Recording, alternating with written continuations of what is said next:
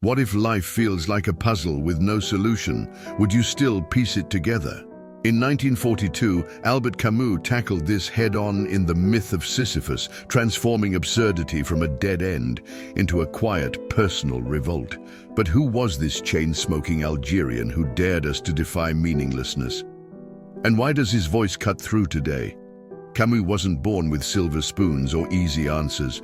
Growing up dirt poor in Algiers' Belcourt district, he was raised by an illiterate deaf mother after his father died from World War I wounds when Camus was just a baby. Tuberculosis struck him at 17, forcing him to drop out of school and work odd jobs, delivering newspapers, clerking, while hiding his illness from friends. Yet he devoured books in secret, earning a scholarship to study philosophy. By his 20s, Camus married young, divorced amid scandal, and plunged into journalism. World War II turned him into a resistance fighter, editing the underground paper Combat under a false name, smuggling issues past Nazi patrols. Post-war fame came with The Stranger, 1942, where his detached protagonist Meursault shocked readers by shrugging at life's big questions. Critics called him cold. He called it honest. Awards followed, the Nobel at 44, but a random car crash on a rainy French road ended it all in 1960, at age 46, with an unused train ticket in his pocket. Camus lived raw, unscripted, always questioning.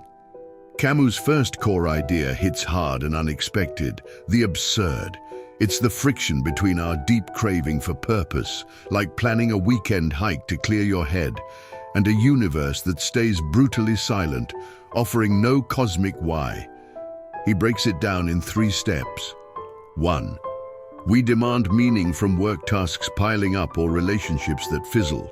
2. The world ignores us, like a delayed train with no explanation. 3. We feel trapped, staring at the gap.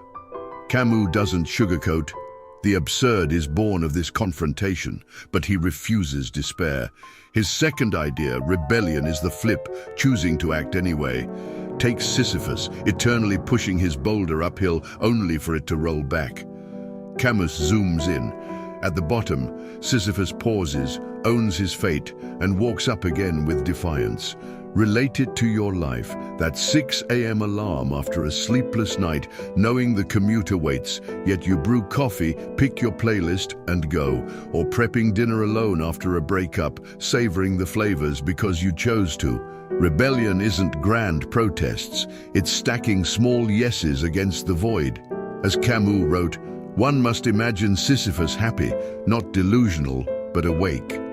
Why does Camus matter today?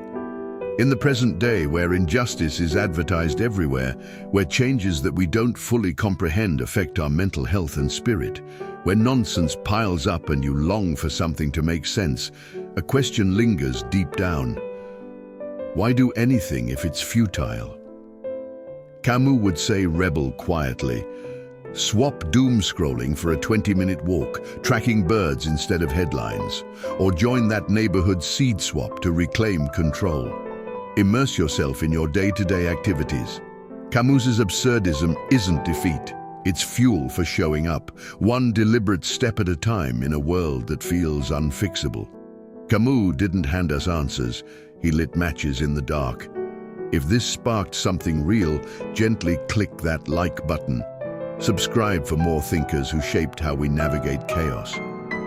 Comment below, what's your daily rebellion against the absurd? Next up, Sartre's take on freedom. Hit play now.